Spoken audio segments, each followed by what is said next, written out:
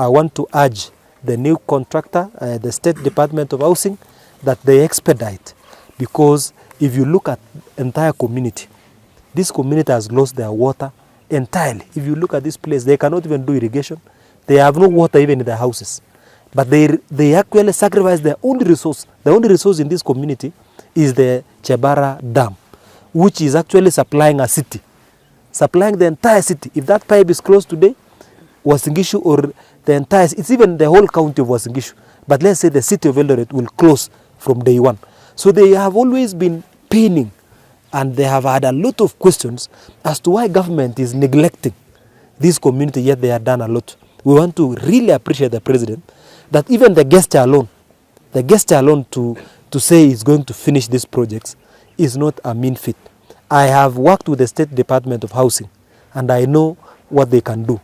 I am really very confident that if they go with this speed that they have used today and what they have promised us here today, I think in the next few weeks we should be seeing a lot of good work. I can tell you some people have not even gone to church. They have not done very good ceremonies here because the church has never been finished and their land has been taken.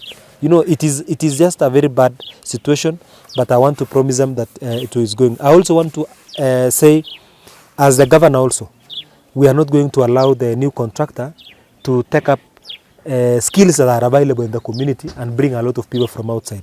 We want to request him with all humility, but firmly, that if possible, any skill that is available within this community.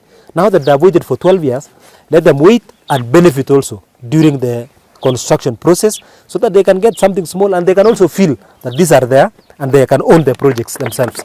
So that is my request to the new contractor. That is not a threat, it's just a request, so that these people can also feel that this was our land, this was our water.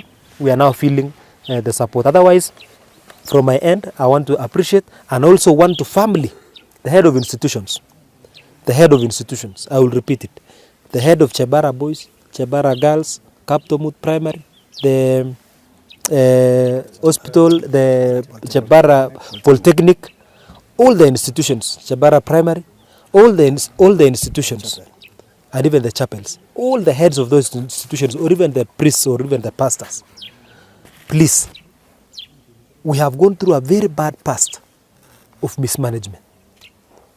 We have lost a lot of resources and lost a lot of time. The children who were supposed to go to school those days might have wasted away in the community. Some may be in drugs because we didn't finish and we misappropriated some of the funds. I want to request you to be very firm and proactive during this process. We don't want mistakes anymore. I wish to take this opportunity to sincerely thank His Excellency the President for listening to the cries of the people of Marakwet West. These projects have stalled for the last 12 years since they were constructed. We have 6 institutions that have not been completed. That is Kaptomut Primary, we have Chebara Primary, we have Chebara Boys High School, we have Chebara Girls, we have a chapel, a church that was not completed, we have Chebara Polytechnic, which was not completed. Now we thank sincerely the President for the directive he gave to the State Department of Housing so that these projects are completed timely.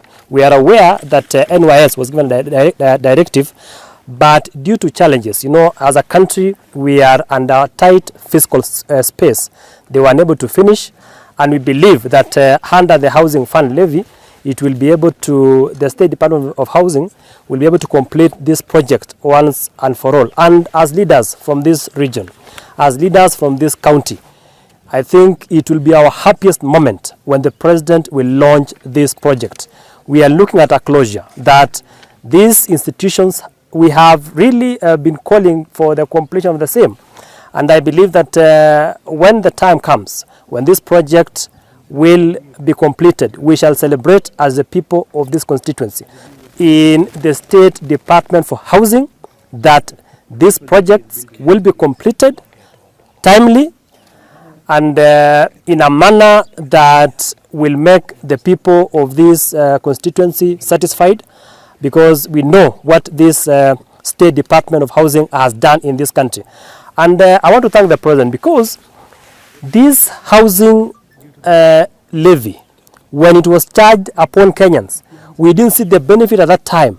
But as the people of Marakwet West, we are consumers of that particular development agenda of the president. Because were it not for the housing levy that is charged, I am very sure these projects could have stalled forever. I also thank the State Department, because they have assured us that the community, the people around the community will be employed, and that no workers from outside the constituency, especially for these small jobs, will be employed to work here. I thank the State Department, because they have given us the assurance that the local community, the citizens of the local community will be employed to work in this project until its finalization.